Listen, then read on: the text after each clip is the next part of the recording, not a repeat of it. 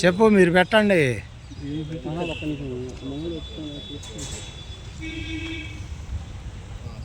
మీ పేరు ఊరు ఎక్కడి నుంచి వచ్చారు, ఏంటి సమస్య?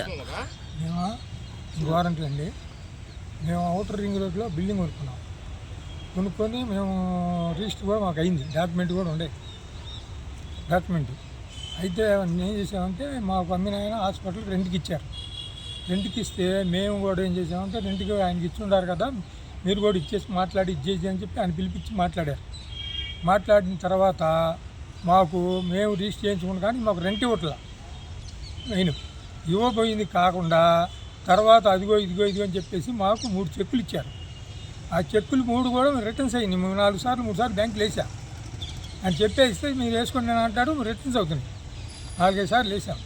వేసిన తర్వాత తీరా నేను పోయి అడిగితే మనం ఇట్లా జరుగుతుందని చెప్పేసి అని దీంట్లో పెట్టాం, సోమవారం గ్రీవెన్స్లో పెడితే ఎస్పీ గారికి ఎస్పీ గారికి ఇచ్చేస్తే ఎస్పీ గారు పోస్ట్ రాశారు. రాసి ఇచ్చేసిన తర్వాత మేము బయటకు వచ్చి ఒక రాజీపత్రం రాసుకున్నప్పుడు దాంట్లో ఏం చేశాడంటే, నేను ఇంకా మీకు ముందు ఇప్పుడు చెక్కులు ఇస్తా పాతవి మొత్తం ఎంతైతే అమౌంట్ ఆ చెక్కులు ఇచ్చేసి ఇక్కడి నుంచి నేను మీకు ప్రతి నెల ఒక నెల కానీ ఇవ్వకపోతే 2వ నెలలో నేను ఖాళీ చేసేస్తాను అని చెప్పి మేము ఒక కాగితం రాయించుకొని దాని మీద రాజీపత్రం అని సంతకం పెట్టించాడు. ఇప్పుడు మళ్ళీ నేను పోతే నువ్వు ఎవడు అసలు రావడానికి నీకేం సంబంధం రా, నువ్వు వచ్చి సబ్బు దింగుతాను నేను అది ఇదని నన్ను బెదిరించి భయమోదని గురి చేస్తున్నాడు. గురి చేస్తే మొన్న నేనేం చేశానంటే రెంట్గానే అడుగుదామని పోయినప్పుడు వాళ్ళు ఆ టైంలో పోతే మనకు తెలియదు. ఏంటంటే అప్పుడప్పుడు ఏం చేస్తున్నాడంటే ఇతను రేతులు కొన్ని సోమాన్ని ఎత్తున్నప్పుడు నేనేం చేశానంటే నైట్ 6 నేను మా అబ్బాయి మేము వెళ్ళిపోతే ఎందుకు సోమాన్ని ఎత్తున్నారని వాళ్ళు చెప్పి ఇన్ఫర్మేషన్ వచ్చింది.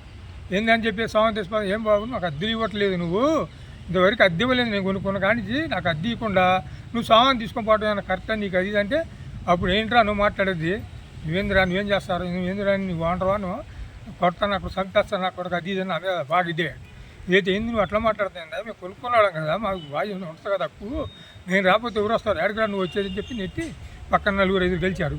ఆ సోమాన్ని తీసుకునే వాళ్ళు కూడా మొత్తం సోమాన్ని కింద పడేసేసి ఇచ్చేసి నా మీద ఎగబడి తంతం కింద పడేసి కొడతాం ఎన్ని ఒకరు మా అబ్బాయిని మొత్తాన్ని కొట్టేశారు. ఎమ్మడబడి మమ్మల్ని కొట్టారు. మాకు భయం పుట్టింది సాధింగుతారు. ఆ ఆలోచనతో మేము 5 రోజులు పరారైపోయాం. సుమారుగా ఎంతమంది వచ్చారు కొట్టడానికి? వాళ్ళు ఉండారండి 10 మంది పైనే ఉంటారు. ఆ సామాన్ ఏదో ఎత్తుపోతానికి ప్లాన్ చేస్తున్నారు. సార్ అది బిల్డింగ్ ఎప్పుడు కొనుక్కున్నారు మీరు? మేము బిల్డింగ్ కొనుక్కుందంటే 2025 4వ నెలలో అండి, పోయిన సంవత్సరం. దగ్గర సంవత్సరం కావస్తుంది. సంవత్సరం అవుతుంది. సంవత్సరం నుంచి రెంట్ కట్టడం లేదు. అక్కడ వాళ్ళు వెళ్తే దాడి చేస్తున్నారు. అవును, ఎస్పీ కార్యాలయంలో ప్రీవియస్ లో కంప్లైంట్ చేశారు. 11వ నెలలోనే చేశారు. మరి చేసిన తర్వాత మీకు దగ్గర రాజీకి వచ్చాడా లేకపోతే ఏం జరిగింది? అదే రాజీ చెప్పండి, అది ఏం జరిగింది ఎట్లా రాజీకి ఆయనతో చేసుకో, రాజీ గురించి చెప్పండి ఏమన్నట్టే. ఎవరు మీరు?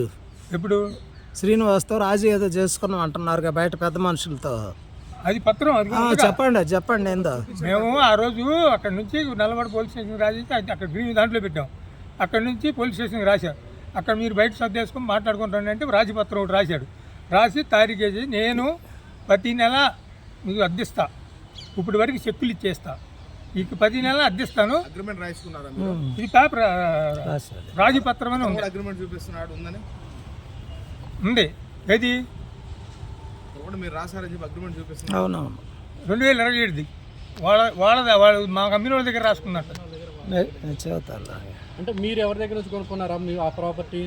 అది మౌలిక గారు అని అరణ్య వాళ్ళ దగ్గర నుంచి కొనుక్కున్నారు. అవును. మీకేం కావాలి చివరిగా ఇప్పుడు? ఎవరు ఏం కావాలి? హెల్ప్ అసలు నాకు ప్రాణ రక్షణ లేదు. ముందు నాకు మొన్న అయితే మేము చచ్చిపోయామనుకున్నాం. మేము ఎమ్మడిపడి ఆ విధంగా దాడి చేశారు.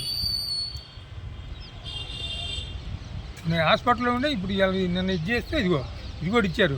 చూపించండి అవి. ఖాళీ చేస్తా అంటున్నారా? ఇప్పుడు ఖాళీ చేస్తారు. నువ్వెవరు రాబడానికి అంటే కంప్లైంట్ పెట్టి ఇది రాజీపత్రం ఉంది.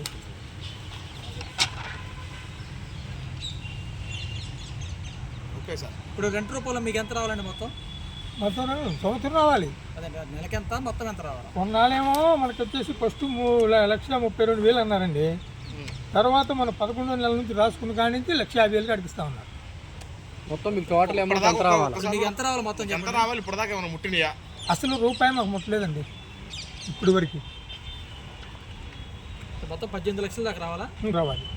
ఇప్పుడు ఫైనల్ గా చెప్పులు ఇచ్చాడు 10 లక్షలకి, చెప్పులు బోన్స్ అయినాయి. ఓకే ఫైనల్ ఇప్పుడు ఏమంటున్నారు ఎవరు వాళ్ళు ఏమన్నా అసలు మన పోతే నా మీద ఒకటి ఇది చేసి నన్ను ఇప్పుడు ప్రాణభయం ఉందని చెప్పేసి మీరు ఆఫీస్లో కంప్లైంట్ అవ్వడం జరిగింది. మళ్ళీ నిన్న పంపించాను నేను. ఓకే ఎస్పీ అనాల్సి ఎందుకు ఇదిగో నాకు తగిలి ఇదిగో చూపించండి.